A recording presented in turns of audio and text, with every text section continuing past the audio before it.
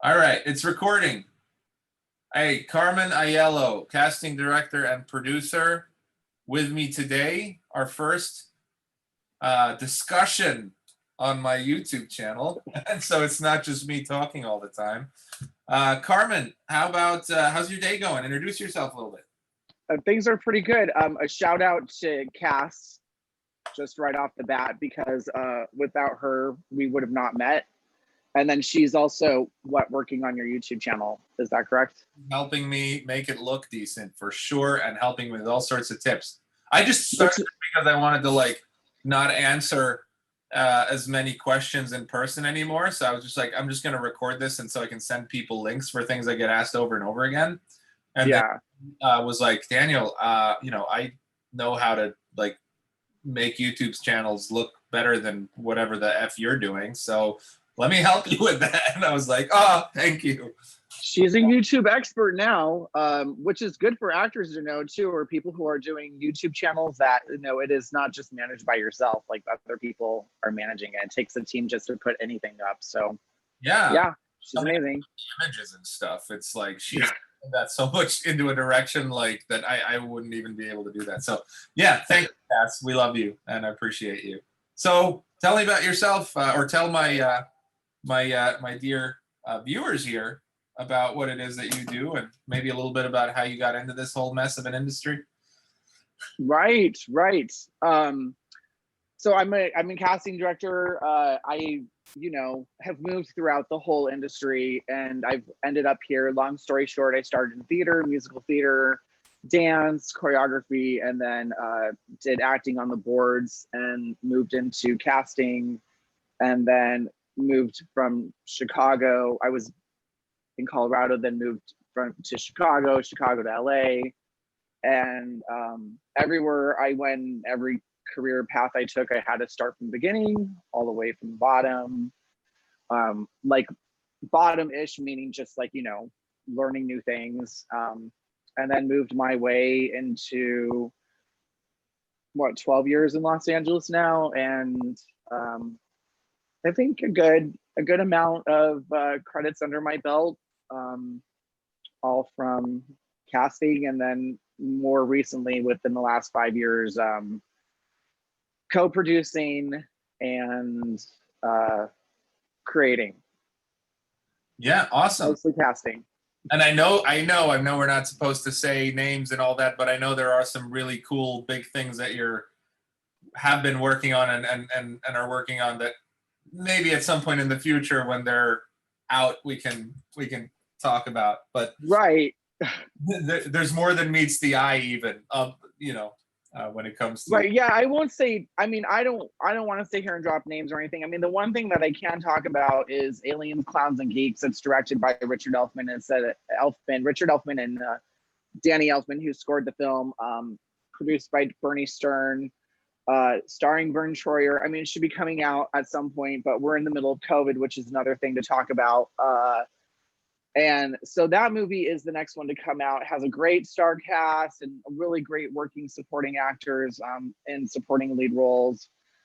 And then there is a series that I co-created, cast, and co-produced, and I'm just going to wait to talk about that to see what happens.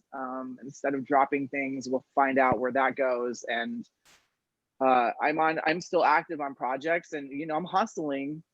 It is hard. I talk to people we're in COVID right now, so maybe in 2 years when people look back at this video, it's going to just be like, who wants to watch that during COVID? But it is really important because these things are going to happen throughout history, and we're just making the best of it at this point. But it's a little bit of a different hustle right now. And if we're making it through COVID, and in 2 years, someone's looking back at this video anyway, Daniel, and they're like, it's so hard. Do you want to come back in time again and be back where we were, or just push forward and hustle, So we're managing. I say we as in a whole, and myself specifically. Yeah. You're managing. Yeah. Right? Yeah. I've always been a fan of, my whole shtick is not have my eggs in one basket. And, you know, I think there's one thing that I like to focus on, and I talk about this a lot, so maybe people who watch my videos or, you know, are already tired of hearing it, but I don't understand why more producers don't do this, to leverage service, you know, to leverage production as a service to get through odd times, because you know that even during normal circumstances, the gig industry is so, you know, there can be stretches where you're working back to back on projects, but really when every time a project is over, it's like you're sort of done and kind of need to start over again, right?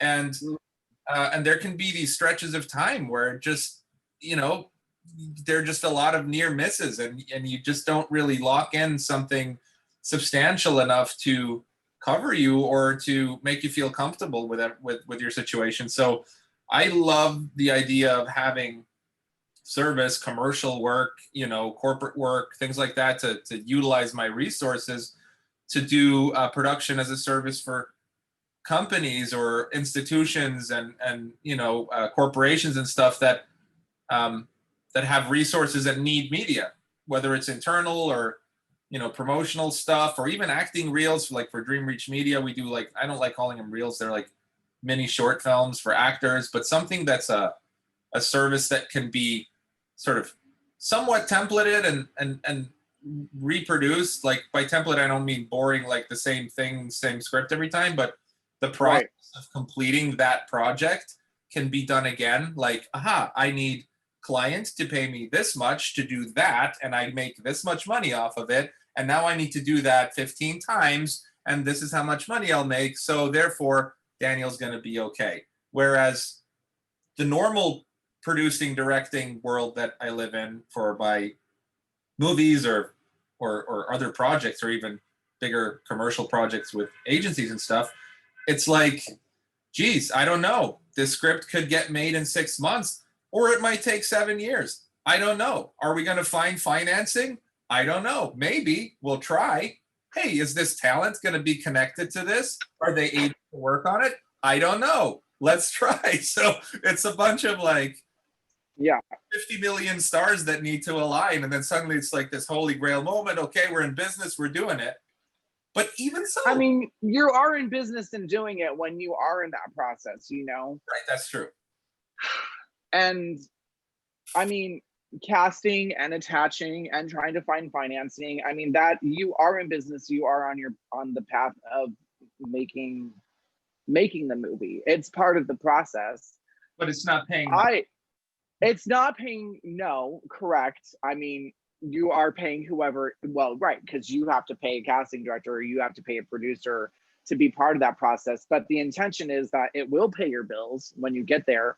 All development, I mean, to me anyway, it's, yes, I mean, look, I've been part of processes in development where I'm not getting paid at all to develop anything. I mean, can I do that now? No. I mean, it's just not possible, you know. But there are certain things that you need to sacrifice in order to get to where you want to go. But I can guarantee that in my field and the people that I work around, I mean, it's a hard road. I mean, you know, but yeah, I mean, I see what you're saying. You're the director, you want to be in front of the camera. So once it finally gets through this whole murky, like, you know, dirty road, then you get to do the job that you were thinking about the whole time. So yeah, I mean, in that aspect, you're right. Well, look, I look at it this way. There's product and service. Products are movies and shows and YouTube channels and things where the investment of time and effort comes in up front, and the payout or the benefit of it is sort of slightly undetermined. Like you're not sure when or how much money or whatever it's going to make on the back end. Is it going to be well received? I don't know. Like it's sort of unclear. Like it's very, I guess, unpredictable is the way to say it, right? Because let's say a movie that you put together and produce and cast, and you know, yeah, sure, you know, okay, we have a budget for it. We got the investment. Okay, so you know there's a certain amount of money that you have to work with. But what's going to happen with that on the back end? Is it going to continue to fund you? Is it going to continue to add money to your life? I don't know, Is a distributor going to take it and run with it and make money, or is it just going to sort of die on some small streaming channel somewhere? Depending on the deal that you finagle. And the reason it's unpredictable is because almost every movie that you make sort of comes to be in a different way. Like the financing, unless you've gotten to the point where you're like a Bloomhouse and you have like a really like a smash hit in a genre, and you've been able to repeat that and sort of build up a surplus and then develop properties within that genre and keep pushing forward and growing with your sort of avenues of distribution and your investors, and you grow this ecosystem around you, and you keep making movies that are profitable that way because you've sort of figured out that algorithm, like Adam Sandler and Clint Eastwood and Ben Stiller, like they have their audiences, right? And their sort of projects that they do. Then you've sort of cracked that code and you've created a machine. But it's hard for people who haven't gotten that Paranormal Activity or that Happy Gilmore or that, like first movie that does that for them. To get to that first movie is really hard.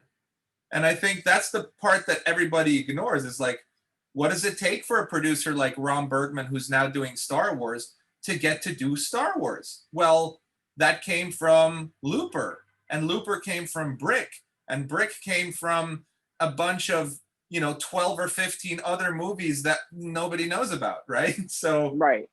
what about that part of the industry that's like really unpredictable and hard to sort of like claw your way up? What do you do there to support yourself, to make money, to fund your projects, to fund your life, and until you have that tipping point? I mean, yeah, I mean, I see that in actors' careers too, like, but that's the thing, is like, I do hear about all of these, and it's not a criticism at all, I was going to tell you this, but that we're constantly looking at other people's careers and where they've managed to get to, and trying to see, is there a same path or route as them, or are we like mirroring, how can we mirror other people? And as I don't know if it's cliche or not cliche, I guess I don't really care. For myself only, like I've told you, I go to bed at night knowing I have done everything I can possibly do with my energy in this day, doing whatever it is, or have done nothing. I mean, which is rare, but like, not moving forward, have done nothing, like nothing happened specifically to move another step forward without worrying about the world around me and what everybody's saying and what everybody did 15 years ago, or 25 years ago, or with Rocky, or I keep forgetting the name of that. Don't hate me. Matt Damon, Ben Affleck movie. Good Will Hunting? Yeah. Like, can we not talk about that anymore? Do I have to hear about this movie for the rest of my life? For real? Yeah. Like, you know what I mean? Like, why do I care? Okay, so I saw the movie. Yes, I understand it. And I totally respect that path. I respect the fact, I was telling you, Meryl Streep had an apartment, and people are lined up to move into that apartment, as if moving into this apartment suddenly is going to give you the dream of the energy or whatever that Meryl Streep had. It's like, no, sorry, I'm on my own path, and I'm working with other people and watching this develop, but in the middle of it, it's good to learn because it is part of our education history. I just can't put so much investment into that, because that to me is a risk that I would take in emulating and mirroring other people's successes in order to become successful. So for me, it's like I definitely listen to advice. I give advice, but at the end of the day, it is what I want to do or how I want to do it. And I try to give my best advice possible. Take it or leave it. I am a professional in the industry. I've been here a while. I'm still young. I'm still learning. I'm not young. I'm wise. You know what I mean? But like, I have no reason to take certain risks in my career or follow certain paths or follow certain journeys just because I think like I'm in this like middle ground or upper middle ground of like that moment before you break and make it. Because in all honesty, it may never happen. I might have just enjoyed a really like eclectic and eccentric and fun, creative, artistic career with never really like the big thing. And there's been a couple moments in my life where it's like those projects could have been the big thing. This festival, I mean, I won't mention whatever, it doesn't matter. This festival could have been the big thing. And I spent another 3 years hustling to get another job. This project that got distributed and got a theatrical release and now it's on blah blah is the big thing. Now it's going to help me get, and it's like it's just not the way it is, you know. It just appreciate, like, I guess the beauty of what it is that you're doing at the time, and not focusing for me on the money, the future, I have to just focus on what makes my job and work good now so that those results become possible, but not live to think for me those results are going to like bring in some sort of like fame and fortune or whatever. I do think about that with the people I work with. I think, who are you at the end of this? And what does that mean? And how do we get there to make you that? But for me, I don't think about it. I mean, I'm confident in where I am, and I'm not saying that they're not. I just want to make sure for me, my career, I'm depending on those people going somewhere too, you know? But for myself, I'm just like riding the ride, you know?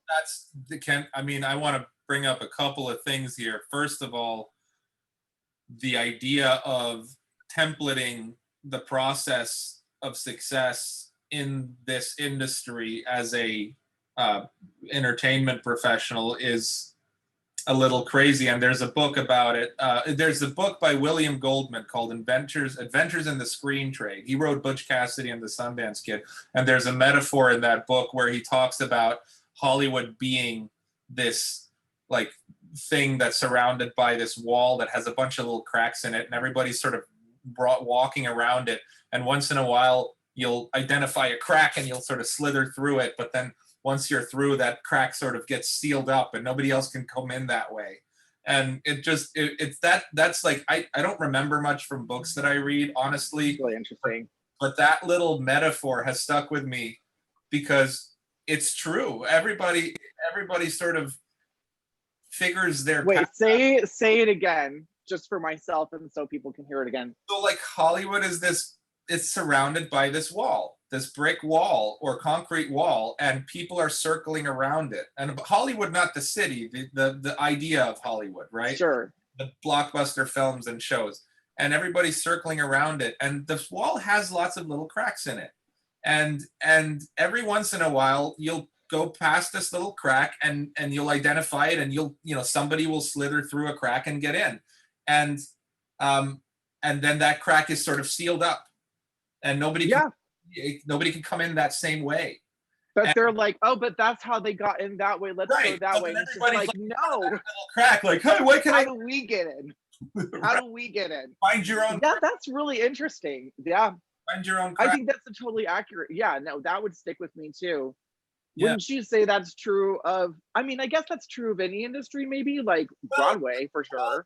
But then, people sort of look at it like, oh, wait, a medical student, there's a more clear path that you can take to, like, yes, that's true, school, and then college and medical school, and then specializing, and then a residency, and then with the hospital you work with, and so there's a little bit more of a like predictable path that you can pursue.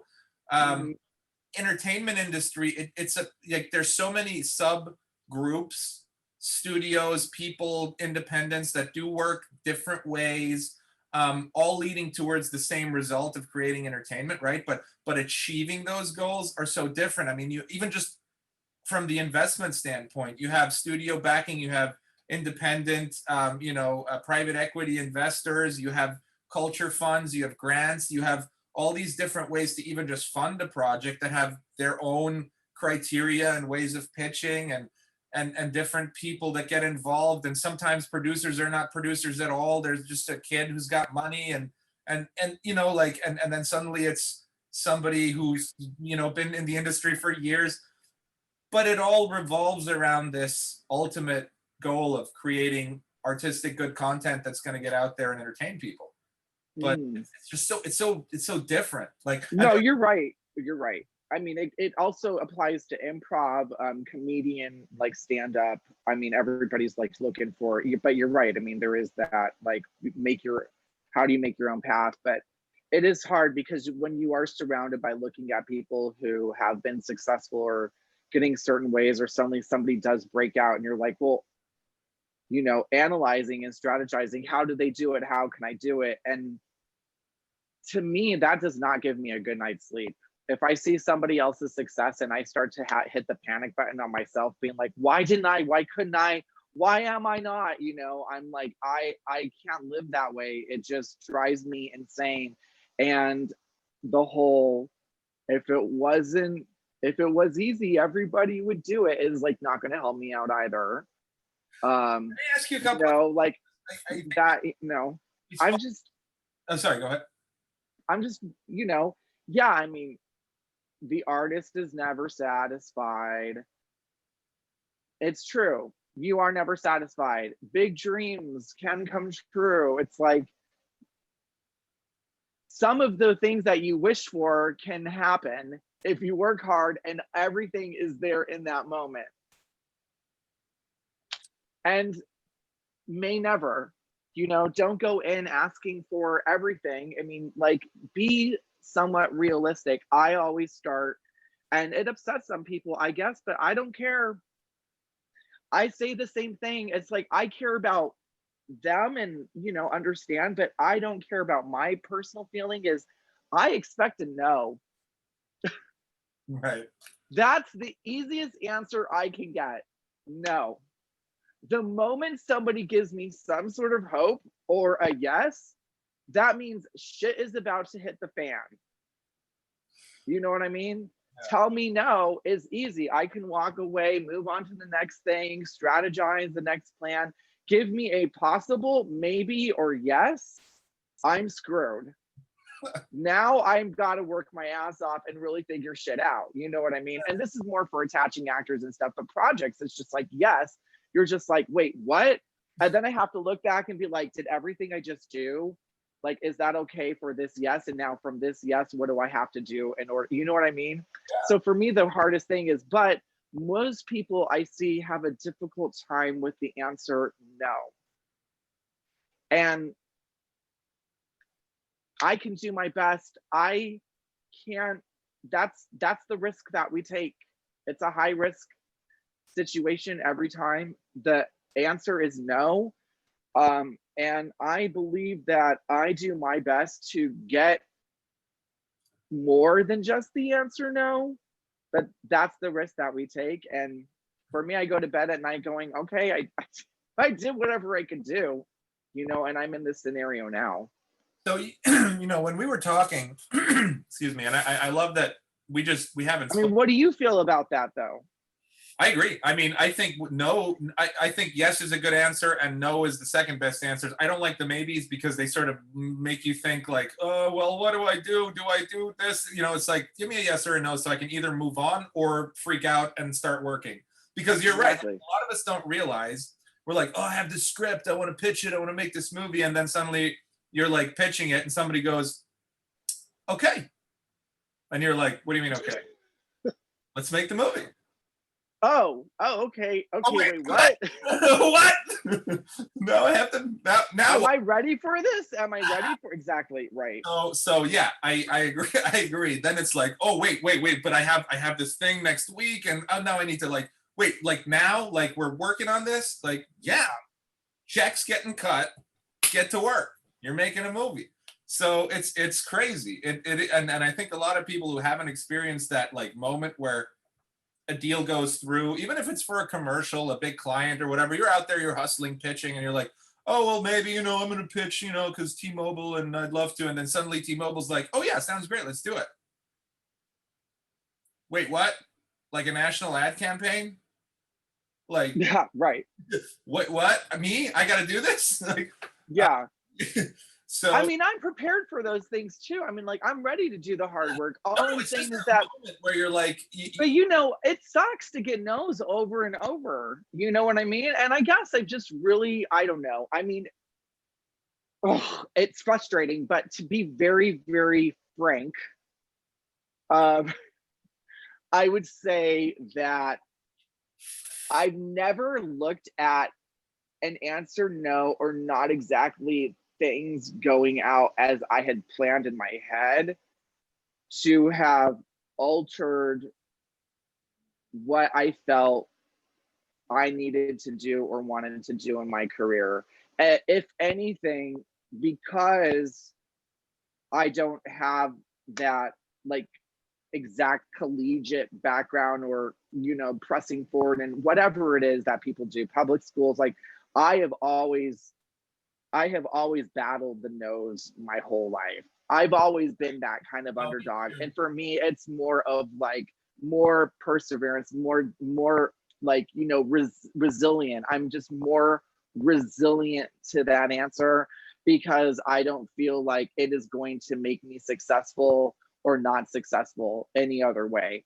It's just nothing's going to stop me. I want to piggyback on that because that's actually I segued and digressed myself earlier when I started going off on this. Oh, what me? No, but what I was going to say about the no is like I think there's two ways to take a no, and I'm very analytical, and so what I enjoy about no's is, and I often try to like see if I can sneak in a why and without seeming desperate just to understand like what the reason was. Not always appropriate, but sometimes it is.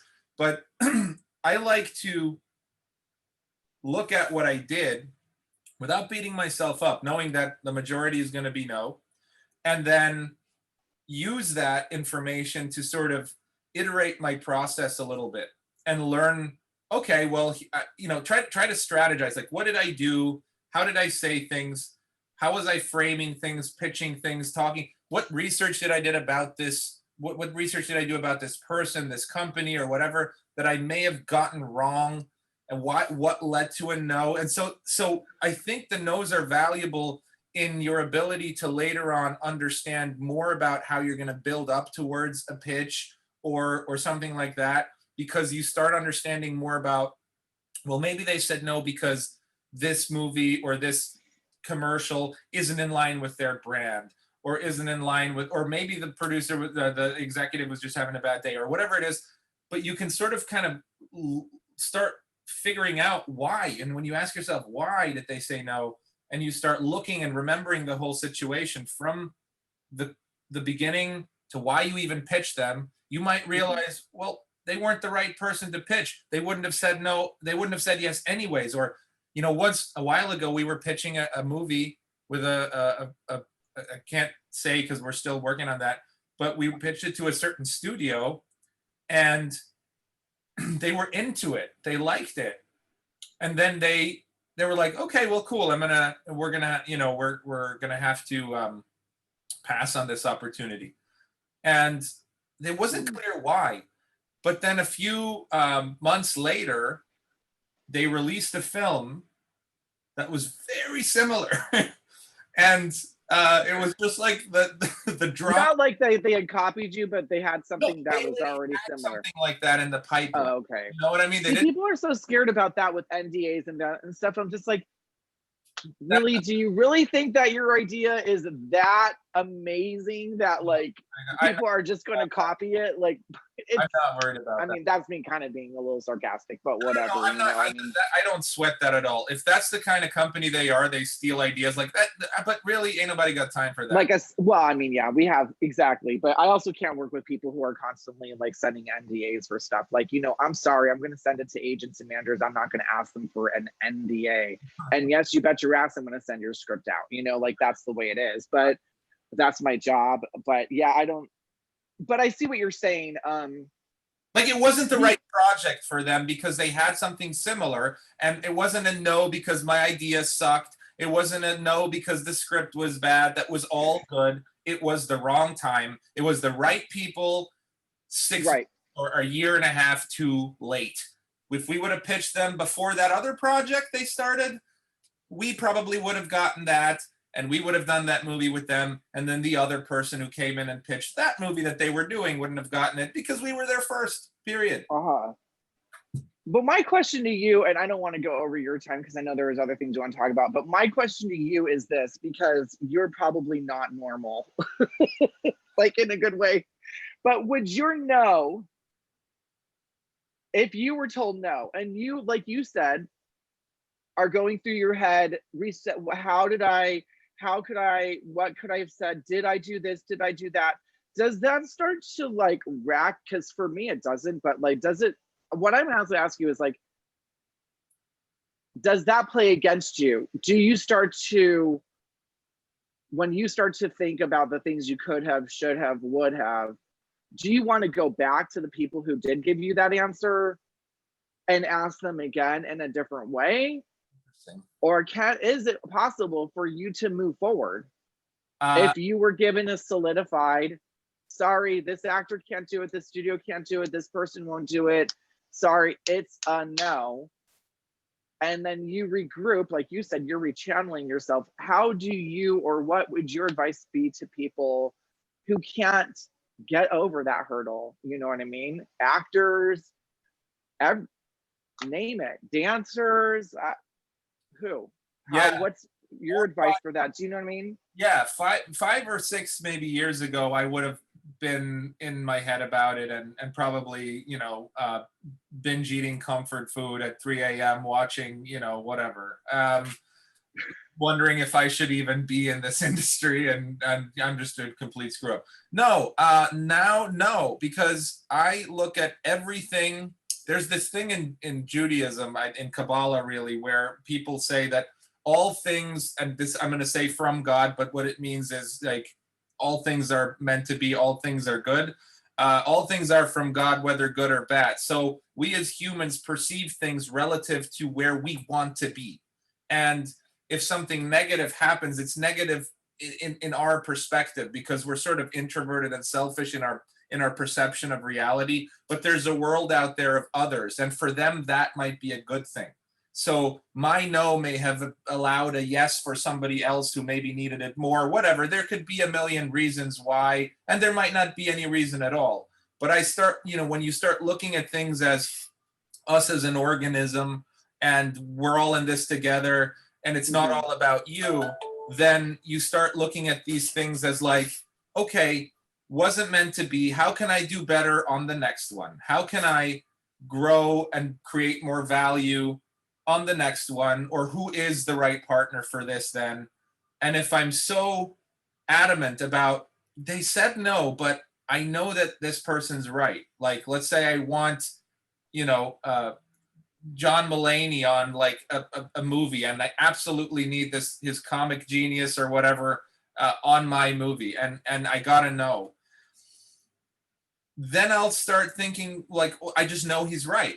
So I won't let that go, and I will literally, I won't take the no as a legitimate answer. You know, then it's gonna turn into not a ridiculous obsessive like you're gonna say yes, but I'm gonna find out what it is that it'll take to make him say yes. And if that means, and you said something to me on the call once too, where you need to be willing to fight for what you really believe is necessary, but oftentimes what you think is necessary, I have this thing where I ask myself why, and then I ask myself why again, 7 times. So why do I want John Mulaney? Well, because he's funny. Why do, you know, and then you keep going deeper and deeper and deeper, and you might end up in the end where it's like, oh, I don't want him at all. I just thought because he's like famous that he would do good for the movie. So yeah, forget about it, moving on. But if it gets down to the nitty gritty and it's like, because this is the perfect actor and this will take this movie and will make it huge as opposed to anybody else, you know, won't get it as high, then I will pursue that more vehemently and look at all the other things that need to be put in place, whether it's attaching somebody else or getting funding in place and making a firm offer or whatever it is that needs to happen for him to take it seriously. But I mean, I respect that totally. And I mean, working with directors for me or actors, I mean, the thing that I value the most is is their passion, and you know, being with someone strong who doesn't take no for an answer. At the same time, I have to be super objective, Daniel, you know, super on the fence about things, because if I go down that same sort of mind frame, I'm going to really screw things up. I'm also in a way, I mean, you know, like a moderator and a mediator Right. for all of these conversations. I mean, I think it's great that anybody wants to fight and fight. And I mean, I would say if it's the no, then that's the moment you want to go in and see, have that list ready, because it's hard to get back to them after that, because then you just, there is the no that then becomes you fighting for it and becomes desperation, and they look at you like you're high risk, this guy, we can't work with him anymore. I want to add something to what you just said, and piggyback off of like my whole little rant just earlier, because what I have discovered though is that I've really never encountered a situation where I was that adamant about somebody. You know what I mean? So I think in theory that's probably how I would look at the no, and if it was really meant to be. But when you do this kind of work, you realize through creative thinking, I'll use an example of like everything's possible. You need to just be dynamic. If you really want your movie to happen, you have to flow. There's this thing called mind like water, right? The water's not angry that there's a rock in the river. It just goes around it. So if we're there like yelling at the rock, get out of my way, like that's not gonna get you to okay, I love that though. That is better than for me, that well, thank you. that rarely do I get a tingle, but that one is something I'm gonna love forever. Awesome. The rock is not angry. The water's not angry that the rock is in the middle. It just goes around it. Like that's so amazing. That's a visual for me that I'm not going to be able to get over. That's just great. I love it. It also reminds me of a Carol Churchill play called Far Away. At the end of her monologue, she's talking about you put your feet in the water laps around you in any case. That's like the last monologue. So I guess there is like something that just really related to me with that, but so beautiful. Well, and that's where, you know, you got to be like mind like water. Don't get angry at these rocks, right? So when you have a movie like this little one that I'm working on that's, you know, on hold in the Dominican Republic, right? So it's been sitting there and just, it's ready, it's funded, the actors, cast, everything's ready, but we can't go. But to get it to happen, the way it started and came to fruition was like, this was originally written to be in the Philippines. And it was supposed, and then it moved to, well, maybe Mexico, and then it went to the Dominican, because that's where we were able to finagle the best, you know, the funding and the opportunities that we had, and you know, it sort of lined itself up. So it might get a little esoteric for people here, but I'm a huge fan of sort of conspiring with the universe to make things happen, rather than just like dictating where you want things to go. I think dictators end up losing and being really angry, and people who sort of conspire and see like, oh, here a door opened, let me check what's over there. This is actually an interesting opportunity. Let me rewrite the script for the Dominican because it's a quicker, better way to do this. And right, we have to make some adjustments, but I'm not the kind of director or producer who's like, if this can't be done this way exactly with these people, I don't want to do it. Well, then you're dumb. Sorry, because you're not going to. Do you want to know why, though? No pressure. Why you feel that way, or why you're saying that? Because it's been like, I don't know, 5 to 7 years where similar directors have been like on this track, but a lot of them are not on your track. It's because Hollywood has been completely the opposite of what it is that you're saying for so many decades, that it's almost like you have to justify, Daniel, why you're a creator, a flexible person, and a good person that doesn't want to dictate, as if dictating was the norm for so long. And now, like, not being a dictator, not micromanaging, not having that is like, you know, it's almost like you have to justify it. It's not like you're justifying it. I'm just saying that it's like an actor making excuses like, there's just no reason for you to ever justify that. I'm not saying that you are, but just for people out there, because we're doing this obviously publicly, to justify for what it is that you're doing and why you're doing it right. You are still not considered weak. You're still considered relentless. You're still considered diligent. But like, I don't, you know, I mean, I tell people I want to advocate because things have been one way for so long. And I do personally want to change it because of my own frustration with it, because I won't do it. I won't do it the same way. But like, you know, 10, 15 years and everybody starts to do it my way, finally, you know, and starts to justify why they're doing it. It's just like, no, this is the normal flow. Like you said, Daniel, this is the flow. This is the way it's supposed to be, not micromanaging, not being a dictator, being elastic, being flexible, and especially in our industry. And those I feel you do eventually, if you do break out, like that's going to help everything from there for, you know, everybody you mentor. It's going to help future projects be that, give that the decades that we need of directors that are working like you versus what we've had for how many years, you know, almost 100 years of the same dictating, micromanage, everybody owns everybody else kind of thing. And I really do feel like it is sort of moving in this direction. I hope it is anyway, the direction that you're talking about.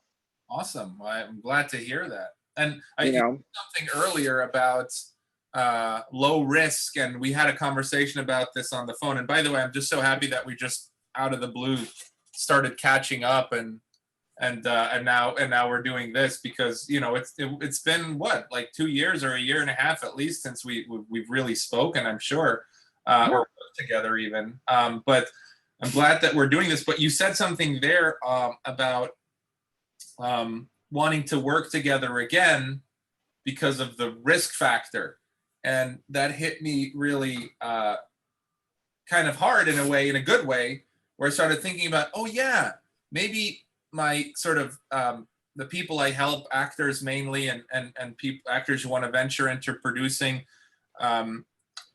this might be a valuable nugget of information. So can you elaborate, as a casting director, and of course also a producer, but mainly like as a casting director looking at actors, for instance, or at directors that maybe you've worked with too, in terms of how a production views people they work with in terms of risk?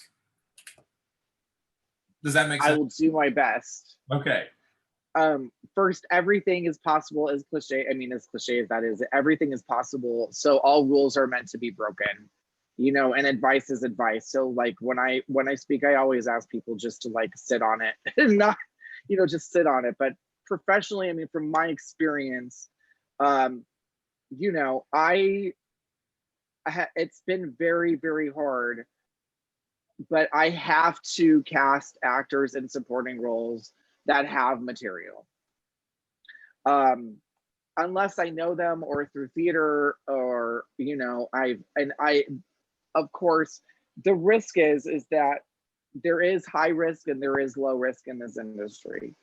I don't know if it's talked about very often. I don't think that a lot of people like to see themselves as a high risk, you know, to being cast in a show. But that's a lot of the times why people don't get cast, is they're just considered too high of a risk. You know, it's too high of a risk to cast this actor. We don't know them. They haven't come to this office enough. We haven't established a relationship with them. I haven't established, we meaning me, my office, speaking for myself personally, like I haven't been able to assess their work ethic to a point where I feel comfortable in hiring somebody. So And, what are you some of the know, risk factors that you consider? Like, what is the risk to a production or to yourself? Let's say you go some, you know, because a lot of people say, well, I'm not going to make this about reels or content of the reel, but like, why do I need any of that? I'm a good actor. I deserve to be given a chance. Why not? I'm a good actor. I deserve to be given a chance. Why not? Well, what chance do you want to be given? What's the chance? If you're a good actor and you want to be given a chance, I mean, I've seen your videos, like, you know, yes, you have to be able to work and take work and prove that you can work, and, you know, as well as your background. Like, people are going to, they're going to look and they're going to investigate and they're going to watch your reels. But like, you can't just, you, that's the thing I was talking about, like with Good Will Hunting, is like, I can't say that one day you walk out of college and the next day you're a series regular on a TV show. I am not able to say that. I can't say that I can take a project and the next thing I get, I always use Tom Cruise because he's just the easiest name to just say out loud. I get Tom Cruise on a project with a first time film director, boom. I can't say that that wouldn't happen. The likelihood of that is so completely ridiculous and it's not realistic. So, can you dream big? Sure. But realistically, like, an actor has to be able to understand what level they're at, what they need to have in order to provide people with the comfort of knowing that, look, I have the talent, I have a degree or no degree or a background, or I've been working in acting classes, like, even just, they have to have that. But they are a lot of working actors, or we're actors who are just starting out, if we're specifically talking about them, they're too high of a risk to put in a lead role, like, right off the bat. So Unless you have those relationships. If you don't know people, if you don't know me, I can't just throw someone in without even knowing them. That's too high of a risk for me. Want to know why? Because if you do, we're, give me one, can you give me a second? Yeah. I'm so sorry. I have it. Yeah. I had to fix a little, the only part you would have to edit. I'm so sorry. Oh, that's no, it's fine. So Carmen's back. So you were just about to say why? Why is that a risk? So to you, what? Because I guess that's what I was getting at. We maybe sometimes people don't think what's at stake for the other people. So why is it a risk? What's the risk? And this might be an obvious question for us, but like for people who don't know, what's the risk Of putting an actor or working with somebody that doesn't have any sort of like resume or career trajectory that anybody may like know about, being what is, well well on what level? Just actors or anybody? what? I mean, yeah, You can go down every single crew position. right. What's the risk of bringing somebody over to your house that has no experience in electricity, who's a plumber, and having them fix your lights? You know what I mean? What's the risk? You know what I mean? Like, you want to hire professionals and you want to know that they've, you know, worked their way to a certain level.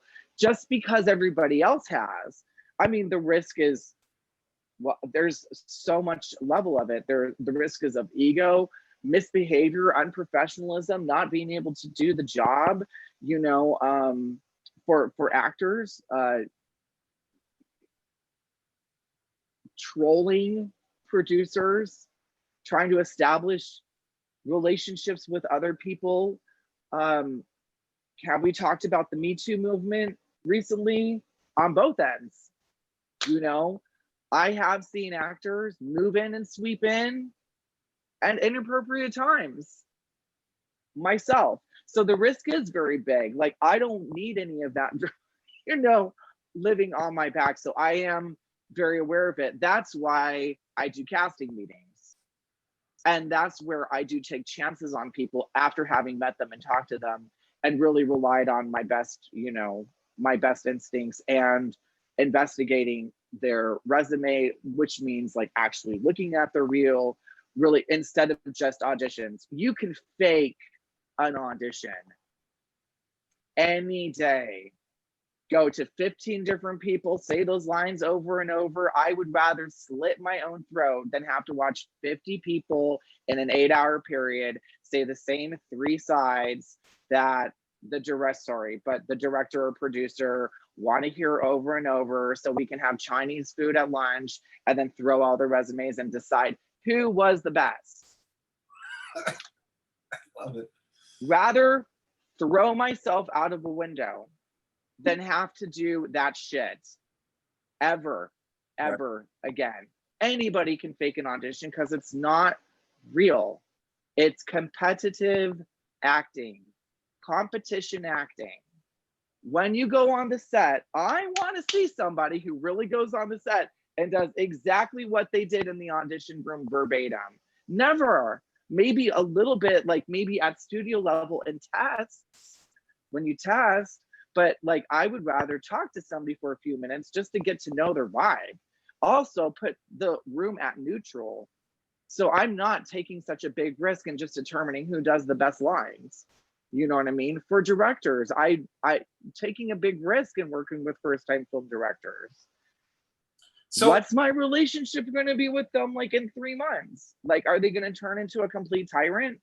You know, are they going to dictate and micromanage everything? Am I going to be listened to? Like, you know, like who do you want in your movie? Like, who is it that we can possibly get? How flexible is it that you can possibly be with the casting? And do people like you enough to give you a shot or at least to read your script, you know, as well? So, I mean, that goes the same way with anybody on the crew. I feel like I really try to be fair and objective. And I don't just say that and then get off and I'm not fair and an objective person. I really do feel like I try to be objective, but there are some really high risks. And the only problem that I see is that people are not able to assess themselves correctly. I know I'm a high risk in certain aspects of my career. And I'm going to have to prove myself to get to those places or get into those interviews. Bob Iger, although he's not really there, I'm just mentioning a name, is not going to call me tomorrow and be like, hey, Carmen, heard you were at blah, blah film festival once and had a theatrical release and you created this. Can you be the casting director of a blah, blah, blah, blah? The next Jack and the Beanstalk, da da da da da da da, and like bypass everybody else that's got. I'm a super high risk. Like, why would he do that? You know what I mean? So like, that's what I'm saying is like, that would be a dream come true. Why should I not dream that, Daniel? Why should I dream that I want to or create with him or create at that studio level? Like, look, I've done what I can to get there. I'll continue, but I understand the risk that people are taking when they hire me at a certain level. And I believe I will get there. Why should we not? I'm already at a certain level. But if you don't acknowledge where you are, it's as far as like the risk factor, like you're not really being realistic with yourself. You're just like, you know, does that make any sense? all sense. I don't know. I love it. Okay. I'm I'm 100%. just saying I do it myself too, Daniel. Like I know where my risks are. I know where people will want to take risks with me or not. Right. I don't know how you feel about that. I mean, we're kind of out of time. No, I do, and it's a great way to sort of wind this down. But I think this is 100% valuable information that isn't really being perpetuated because unfortunately, a lot of gurus for actors are focused on the idea that well, you know, I mean, it's sort of like how to kill your audition, how to do well, you know, but it's all very selfishly motivated in terms of giving the actor tools and sometimes very informative and valuable ones on how they can get better with their business as an actor, but less like value in terms of the consideration of the whole, you know, structure of the of yeah, taking somebody like Bob Iger, who maybe a lot of actors don't even know who he is, right? And so because they're so focused on, you know, what they need to do to be good at an audition,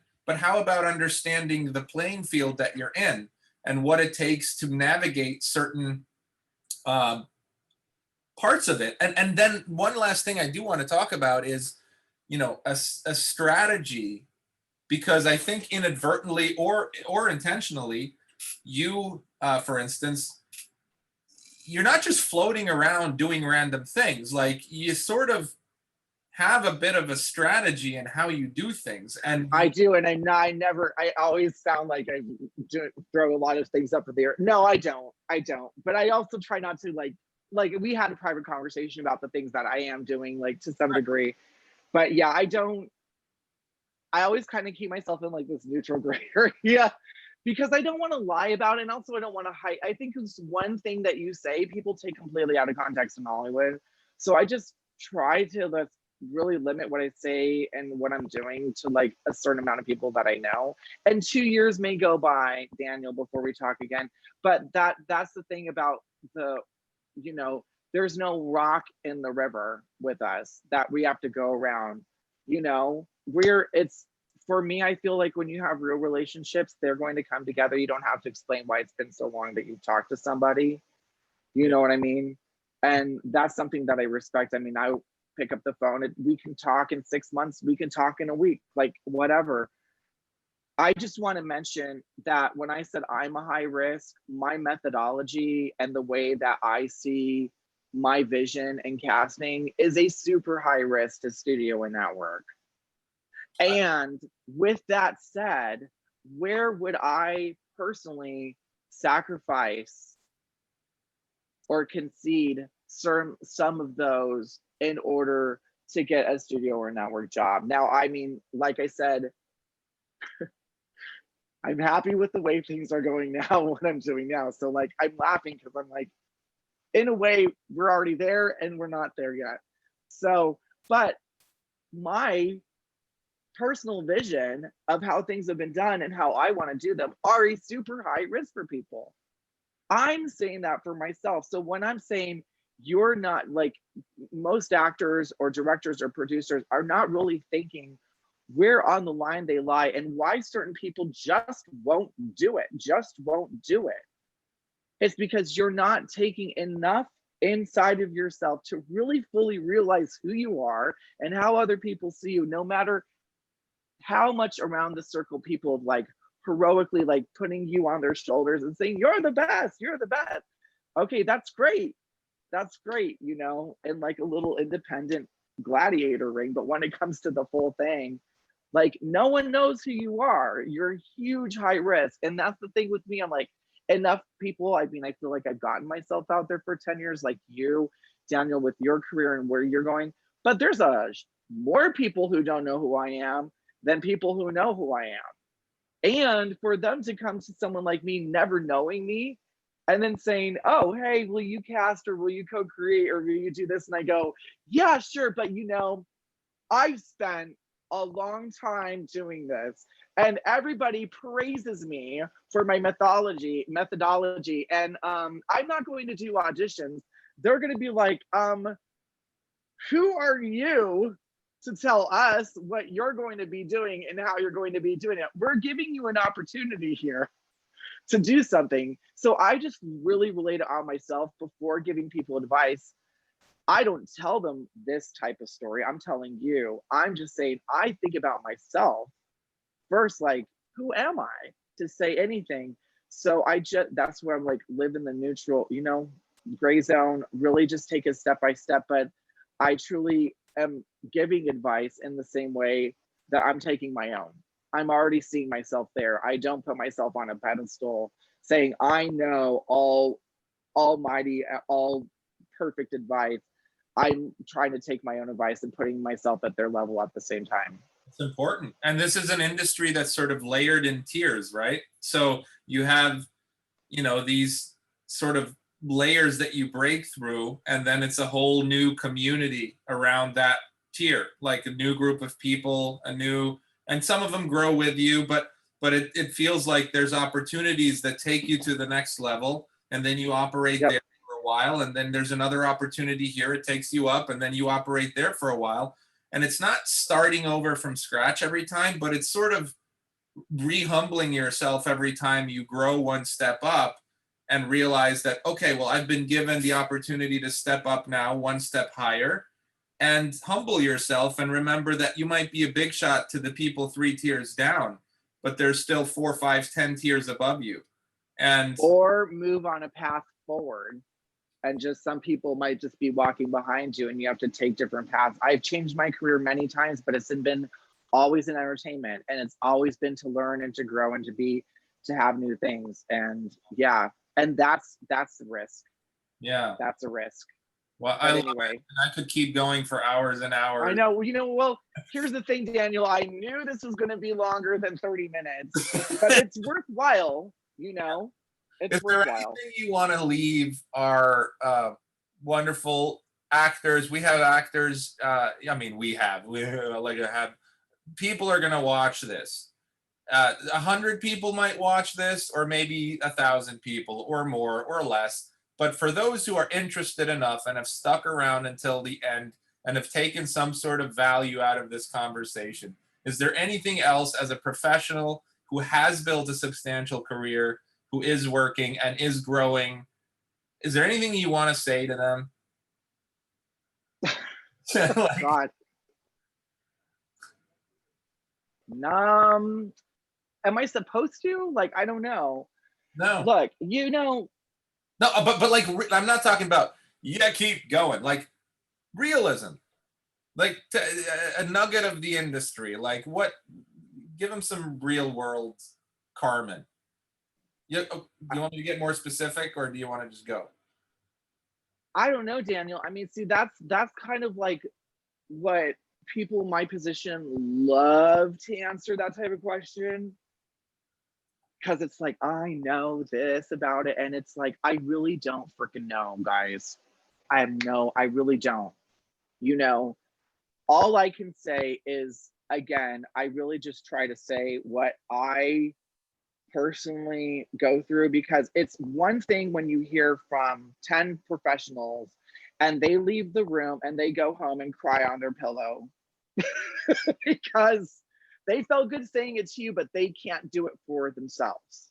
Well, okay, You so know, let me take that and dig a little into that, because I think a good closing statement would be, that's the whole pedestal thing for me, is I try not to put myself on the pedestal. I really do. Like, there's points where I feel like confident about saying what I'm saying. I'm talking about like egotistic wise. Like, I never put myself on that pedestal. I'm like, I really am always, I know where I am in the bubble, in my own bubble, and I create my own world and I do it realistically. But I would, does that make sense? I yeah. mean, I just released a little video about like the truth, like that, just the lure of the entertainment industry, and like that everybody's looking at sort of the people in mansions and driving Lamborghinis, and yeah, and there are a few that live that way and stuff, but like, maybe I'll end on this question. In your experience, and I know the people, a lot of the people you've worked with, and I know a lot of the projects that you've done, and they are substantial and they are industry to every degree, no argument about that. What is your experience with people in terms of where they are, in terms of comfort, success, financial, independence, wealth, and all that stuff, the circles that you've run in versus what Hollywood is seen as from the outside? Does that question make sense? Like, legitimately, I would say this sounds totally ridiculous, and it is so true. That they love what they're doing and can't imagine doing anything else, and will stick through the pile of shit that's thrown at you randomly, from people yelling at you to throwing objects at you to freaking out like we are trying to open heaven's gate to get in. That, the reason why is because it's going to be available to you, or you love it, but that nothing can get in the way of that love and passion. And I think that just having that defense mechanism for myself, just knowing that, yeah, people can see me as emotional or whatever. I've got such a thick layer around me that is completely impenetrable. And my job isn't to get necessarily, I get emotional when I get passionate, but to get emotional about personal attacks, I will not make a warning, but hang up the phone and walk away when it gets to a point where I can't anymore. And I will put my foot down when I can. And not being subjected to be submissive constantly to other people, but knowing when you have to take those sacrifices in order to do so. So, no, you should not be abused. Will you be hazed? Yes. Will you be subjected to a bunch of no's and a bunch of people telling that you don't know how to do it your way and that their way is correct? Yes. But inside, they can't take away your love of it or what you feel about it. And so that for me is not on a working actor level, but on a level of people that I personally admire in stars and working actors. That's the feedback that I get. They just can't do anything else. And people get criticized for working too much if they're stars. It's like, don't tell me someone isn't talented. Because my response will be, well, I will never, ever agree with anybody, anyone at all that says someone isn't talented. I will never agree with them, because there is a place for talent everywhere in this world. There is a place for talent. But when you're talking about actors or talking about, oh, that person's not talented, oh, they can act. Who are you to tell me what they can do or can't do? And who are you to be this type of like massive judge to say someone can or cannot act? For me, it's like one of my directors is not right for now. They may not be right for your project. They may not be right for now, you know, but I think for actors and for people who are in the industry, you may not be right for now, but you are right and good for something. And it was a GFS that he would write on paper, GFS. So I knew it wasn't like they were not right, or I might have thought they were terrible at that particular thing that we were trying to get from them. But he put GFS, good for something. So that way you can circle back to it. You know what I mean? So for me, it's GFS, good for something. Now, that doesn't mean I'm going to take chances on everybody like we specifically know. But I think that people have to think that they're good for something. And that's the reason why you keep moving. And I would double that up, saying if you're good for something, good enough isn't. So if you have both of those and you're questioning one or the other, it is okay to back out. Don't ever feel like it isn't. It is okay to say no, but don't feel like you leaving Hollywood or leaving entertainment means you were no longer successful. It means that you can now take these experiences and be successful somewhere else. I don't see that as a fail. I can't tell you where I'm going to be in 15 years or I mean, I just do it moment for moment, live in the moment. I have no idea. I haven't left so far, but I mean, I just, we're all people. And I think that it's like, yeah, I think, yeah, yes, of course, keep going, keep moving, but it's going to be really shitty and really hard. And only certain people can do that. And if you wake up wanting to fight that fight and being resilient, that's what's going to make you stronger. And then you'll be good for something. And if good enough isn't, then you'll be great, you know, and things will work out great for you. But again, there is no, what is it called? There's no guarantee. I love it. And I want to ask you one last question. I kind of feel like I might know what you might say to this, but what is a good actor in Carmen Aiello's perception, in his world?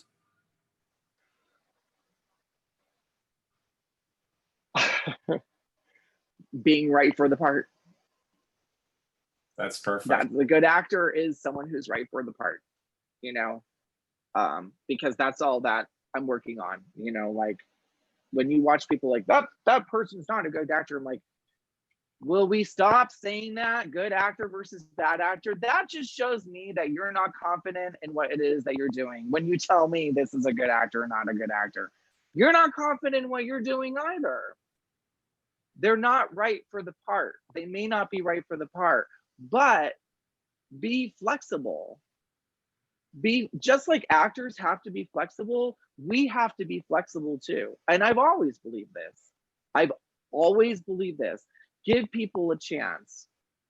If you're asking people to take a risk on you, and I've said this for years, I don't ever really think, to be honest, Daniel, that anybody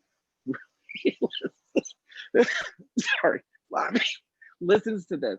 If you are asking people to take a risk on you and your material, why the hell do you, why, okay, you're asking them to take a risk.